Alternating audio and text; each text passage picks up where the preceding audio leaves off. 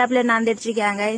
मग चहा तर काही भेटला नाही तर खूप वेळ बसलो, पण चहा तर प्यायचा होता, तर चहा करायला लावला आणि चहा झाल्याच्या नंतर पिऊन आम्ही म्हणजे इतक्या बारीमध्ये लागून फायनली आम्हाला एवढ्या बारी नंतर चहा भेटला. आम्ही क्लास सोडून चहा अगोदर पिला आणि चहा पिल्याच्या नंतर क्लासला गेलो. आता क्लासला गेल्यानंतर मग थोड्या वेळानंतर आमचा क्लास 12:30ला सुटला आणि मग मी रूमला आलो. आज थोडाच लेट गेला जेवण करायला जायसाठी, तर आज एवढी बारी होती त्याच्यासाठी मी अगोदर जेवण करायला जात असतो. आणि मग जेवण झाल्याच्या नंतर दुपारच्या पारी रूमला थोडा वेळ बसला आणि पुन्हा आम्हाला 3 वाजता बोलवले. आम्हाला असं आरामच करू दे नचले. मग संचापारी आल्याच्या नंतर माझ्या मैत्रिणीला मेसचे पैसे काढायला जायचे होते, तर मी गेलो. आज मी तुम्ही गेस करा एकही वेळेस काही खाल्लं नाही, कारण मला भूकच लागणार चली.